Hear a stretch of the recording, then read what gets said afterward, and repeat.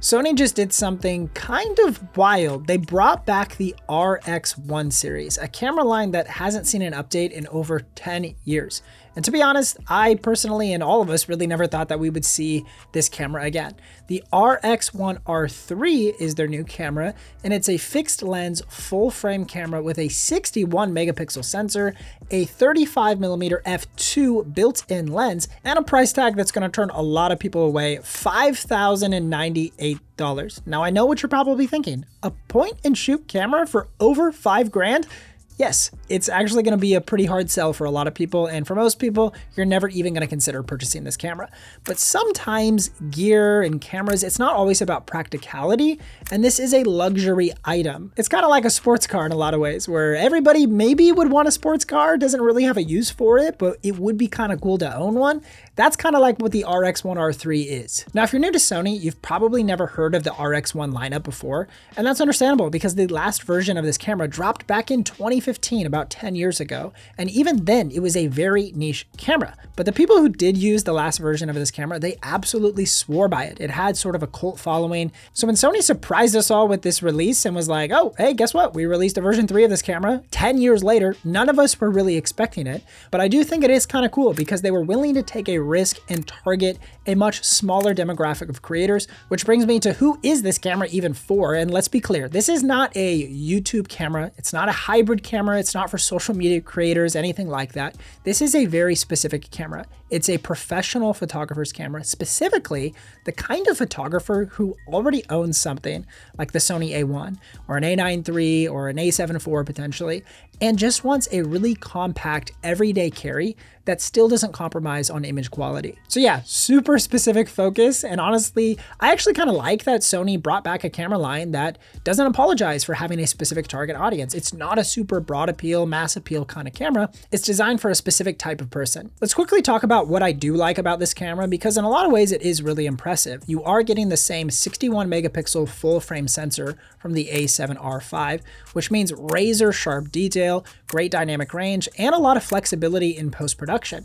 You can crop in your images, reframe, and deliver even like huge prints with those 61 megapixels. I mean, that's a ton of resolution to work with. Then you pair all that with the 35mm f2 Zeiss lens, and it's definitely an older lens, so autofocus performance definitely shows its age just a little bit. It still is great Sony autofocus, but it's definitely a little slower than some of these newer lenses and cameras that have been released in the last couple years. But I actually really do like the results of this 35mm prime, and 35mm always is my favorite portrait style lens and focal length to work with. What's also cool is they have an in-camera crop functionality. So just with the press of a button, if you press the C1 button on top of the camera, you can punch into 50mm using a smaller portion of the sensor, and that's going to give you a 29 megapixel image. And then if you press it one more time, it'll give you a 15 megapixel image, but a 70mm field of view. So this is kind of cool because it is a fixed lens. You have no ability to change your focal length, but this is a cool in-camera workaround where you don't have to bring those files into post-production to reframe and crop in your image. You can actually do the crop in camera. Kind of neat. Now the design of this camera is actually shockingly small. It's actually smaller than what I thought it would even be from all the press releases. And it's even smaller than a lot of the APS-C cameras that I have in my studio with me. Now the small design is obviously pitched as a positive, like it's going to be a really easy travel camera, something you just put in your backpack or a travel bag or whatever, and it's going to take up no room and be really lightweight.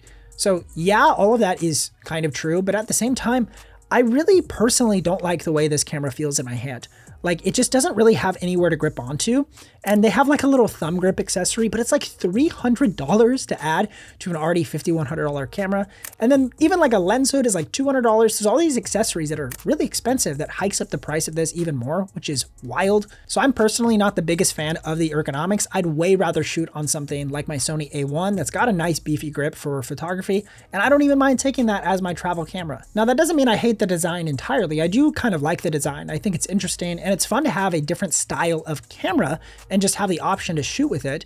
But truly, I do prefer the experience of shooting on something like my A7 IV or A1. But this brings me to a few reasons why this camera is specifically not for me and not for, honestly, most of the creators that I know personally. And I was trying to rack my head around like, okay, who's somebody I know in my circle who like this camera is perfect for. And I had a hard time coming up with more than 2 names of people, and I know a lot of creators, so it just goes to show you how niche this camera really is. I think Sony missed the mark with this camera in a few specific ways. The biggest one though to me is that the screen does not move at all. So there's no tilt, there's no flip, there's no articulation of any kind. For $5,000, it honestly baffles me that there's not any sort of flip screen. Even the last version of this camera 10 years ago had at least a little tilty screen that helped with those low angle or high angle shots. And after taking this out for taking photos over the last few days, it's been a lot harder to get some of those creative angles because you got to crank your neck in kind of a weird position because the screen does not tilt. The screen also makes for the experience of recording videos pretty frustrating. And even though the video footage actually does look pretty solid, right? You got great color, really good dynamic range, and decent autofocus for video, not having the ability to turn that screen towards yourself to compose images for vlogging or recording YouTube style content. Like right now I'm using my FX30. I love the FX30. I can see myself while I'm recording with the flip screen. It's outstanding. I cannot do that though with the RX1 III. I'm kind of guessing on my composition, or I have to use an external monitor or an app in a cell phone to view my screen. And I really am unsure of what my composition would be otherwise. Plus the widest focal length is 35 millimeters, and that's just way too tight for vlogging. So this is really not a good vlog camera at all. And even if you were to pop this on a tripod, you would have to be at a pretty significant distance from your camera to compose a medium to wide shot. So don't get me wrong, the video quality does look really good. And while the camera can shoot great video, the experience of trying to shoot video with this camera is honestly what holds it back from feeling like a quality video camera. My wife Macy is actually also a professional photographer, and she primarily just shoots on the Sony A1 for all of her content. Like she shoots wedding photography stuff or portrait sessions of people, also product photography and product showcase kind of things. And I let her shoot some images with this camera over the last couple days, and I think her experience was very similar to mine. It was like, this is kind of a cool tool. Like if we had one, we'd probably carry it with us and bring it on travel trips or whatnot. But even still, it is a really specialty item. And I think both of us were just kind of like, like, I guess I would take it, but I'm definitely not going to invest $5,000 in this thing. Now, the thing about this camera is that it's certainly not claiming to be like an all-in-one hybrid solution for photo and video creators. It definitely is focused on the stills features. The issue is you could go get the same sensor with the A7CR or just an A7R5 and pair it with a decent prime lens and still be under budget for what this camera cost. And you would get way better video results, probably better autofocus performance as well, and the ability to change different lenses in and out. And the A7CR is a pretty compact camera. So yeah, this one might be technically a little bit smaller, but if you're just on the hunt for a compact full frame camera, that might be a better solution. Now, the fact that they updated this lineup of cameras 10 years after the fact had me really thinking about this camera right here, the Sony RX100 Mark VII. This is my favorite point and shoot camera of all time, and it hasn't been updated for 6 years. And I just sort of thought they're not really ever going to update the RX100 series, and they're just going to focus on their more budget-friendly compact series like the ZV-1 lineup.